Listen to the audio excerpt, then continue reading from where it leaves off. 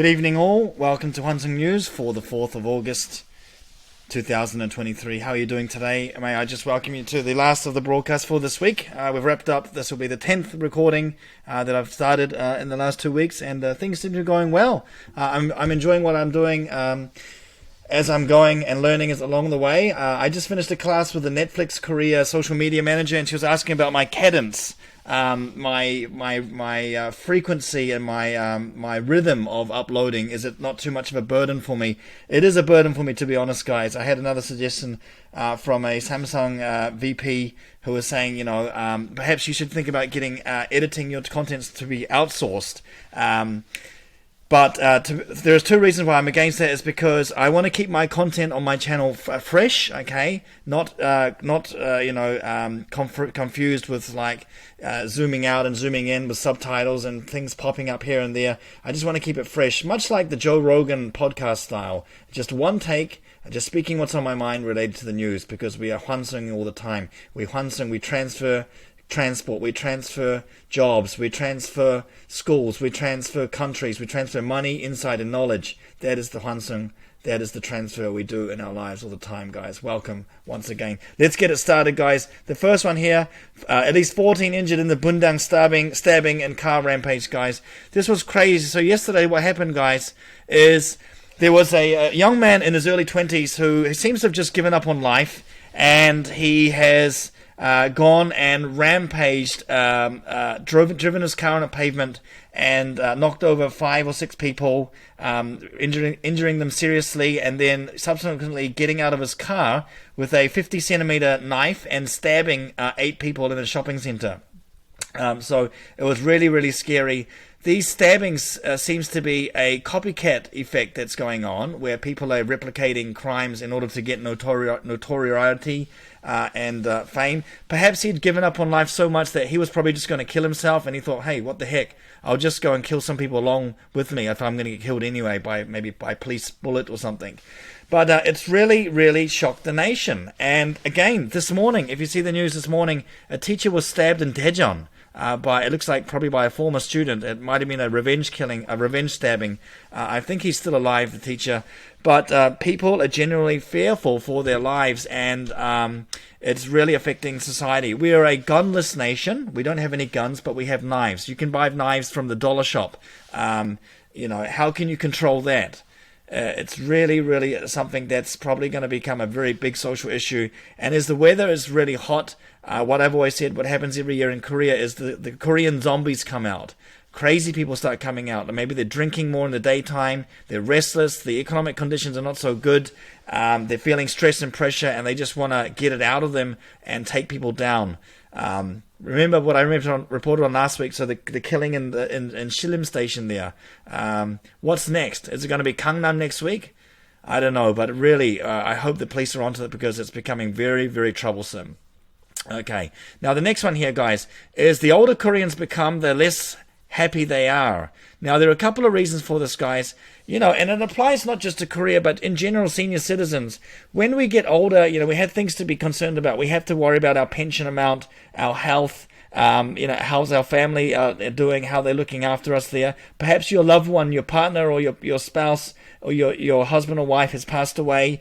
Perhaps you are suffering from dementia there. But if you don't have these basic fundamental things to survive, money, health, shelter, food, family, companionship, life, the quality of life really does go down. So, it's I feel very sorry for elderly in Korea. It's not our pension is it's quite low, all right, and that's why if you do come to Korea, and you probably see, and if you are living in Korea, you will see a big contrast between skyscrapers, Mercedes and Benz and luxury cars, and then right next to that is like old people collecting cardboard and cans to make $5 or $6 a day, working 10 hours a day. It really breaks my heart to see that kind of thing. So I really hope there is some kind of initiative where we do look after our senior citizens there by providing them some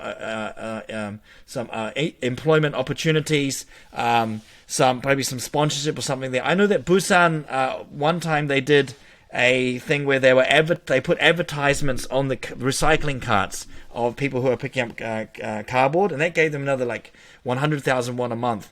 So yeah, I think respect should be given to those elders that I touched upon yesterday, who were the fundamental backbone of this economy, this tiger economy, this miracle on the Han River. They are really need acknowledgement and some special care. Okay. Now, the next one there, guys, is the term Ajumma, is no more, and housekeepers are to be given a new job title called house managers. So this is quite interesting here. The new title of house managers was selected for a survey of workers in the field, and they're going to be called Kasawalisa, instead of Ajumma or Imo. Ajumma means like a lady, like a ma'am, or Imo, which is like an aunt, kind of thing there. So these Ajumma normally provide cleaning, washing, kitchen work, and caring for members of the household. All right, they're domestic workers there, but they often felt it was a kind of a derogatory connotation. All right, like they were looked at as like a second-level citizen.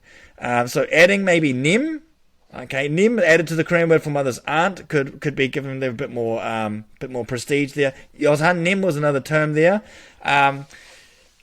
I don't know if people are going to be able to adopt this, quickly, unless there is a big public service campaign, a public service announcement, a PSA.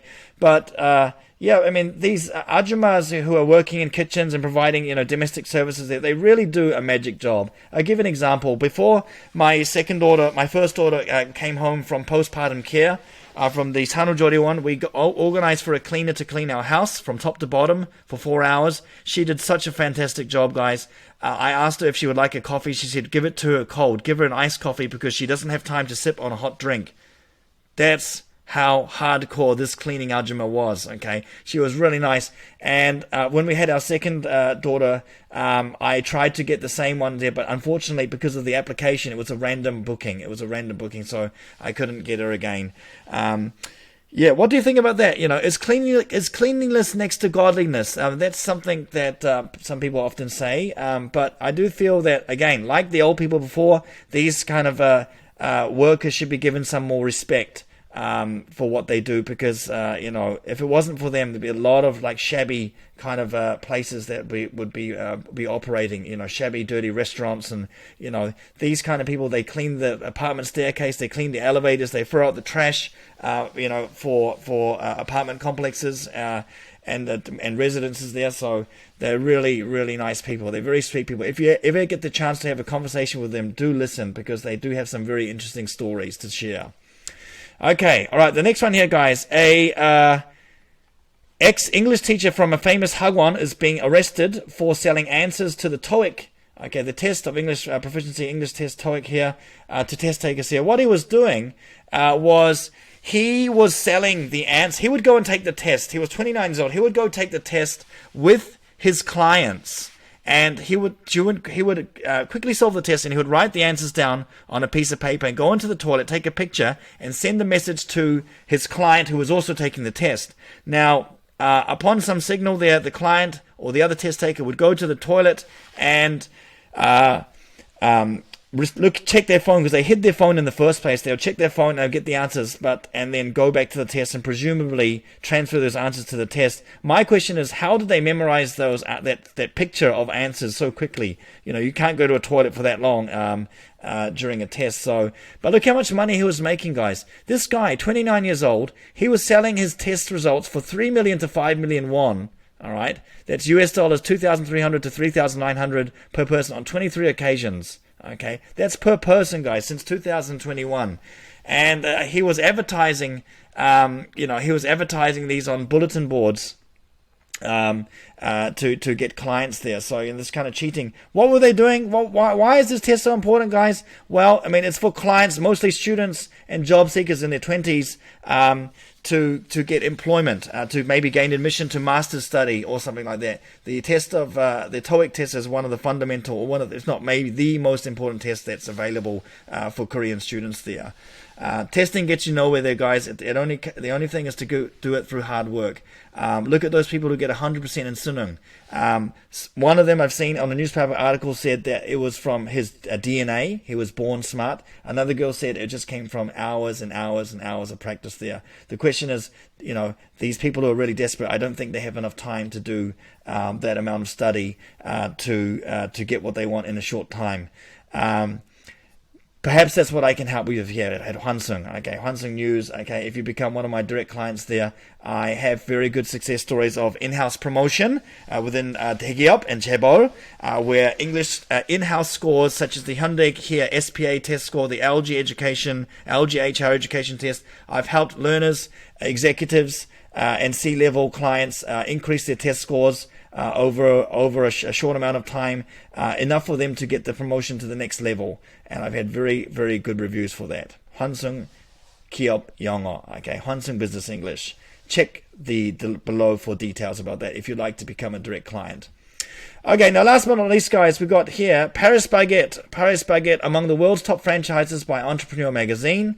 Paris Baguette, if you're not sure, or you may know, is a Korean bakery franchise, the biggest Korean bakery franchise there, with very delicious cakes and treats and stuff that they make there. They're actually owned by SPC Group that bring in Shake Shack. They also the ones who are responsible for Samlip that were behind the Pokemon Bang craze there. So the interesting thing here is, guys, they've opened in France. They've opened about some 160 locations in the States, and so they were actually interviewed by Fox News America. Remember, look at this. Think about this. This is a Korean bakery franchise, which is named after a French, a bakery item, and they're exporting it to the USA. How multicultural, how globalized does that get? How does that tell you? That's amazing coming there. I want to share with you this video clip on the Fox News, okay, that was broadcast recently, and have a look at what they say about Paris Baguette. A delicious, flaky breakfast with friends here on Fox Square all morning long. It's all thanks to our brand new friends at Paris Baguette. Joining us right now is the CEO of Paris Baguette, Darren Tipton. Good morning to you. Great to be here. And by the way, this is Yvette, and she is responsible for all these beautiful cakes. Nice. What time did you get up, Yvette? 3 a.m. You can do a morning show. Yeah. So you guys are, you essentially own the baked goods space in the United States. Yes, we have 135 locations currently across the U.S., out of 27 states, 10 more on the horizon. We have 60 cafes currently under construction, and we're on our way to 1,000 units by 2030. You're So the really number exciting. one franchise in baked goods. How did you get there? What's the secret? Well, take a look. I mean, look at the They're beauty all and the elegance of How our do you make them product. so perfectly? We have masters at work, right? This is what That- it's about. you do a good Bakers, really doing it. Everything is baked and made in-house. Sure. Well, obviously, if there are franchises involved, people might be watching right now and thinking, you know what, I got time, I could do that. If somebody's interested, how do they become a franchisee? Yeah, it's a great question. So you go to www.parisbaguette.com. You can find all the information about where we are, where we're going there. Do you want? So yes, if you are interested there, perhaps we want to bring some Paris Baguette to your country there. That is, I can tell you they do have very, very nice baked goods. And their cafes are quite nice as well. So yeah, they were a top brand for multi-unit owners there, ranking as the sole Korean brand in this category. That's a major, major achievement there. I did hear about, though, the SPC chairman, though. He is a bit of an interesting character. He's always been approached by politicians who are ruling in government to supply political donations there, but he never supplies them. He's very tight with that kind of thing there. So there was a moment last year where a worker in a SPC factory died, which he fell into a mixer machine, and the politicians were trying to crack down on him there. So, and he has been under investigation for financial reporting in the past. But regardless of that, it is a very nice brand. So yes, if you do get the chance, please check it out. Paris Baguette, one of the top brands that is being exported to America there. The Korean wave, Hallyu wave, K-culture, K-food.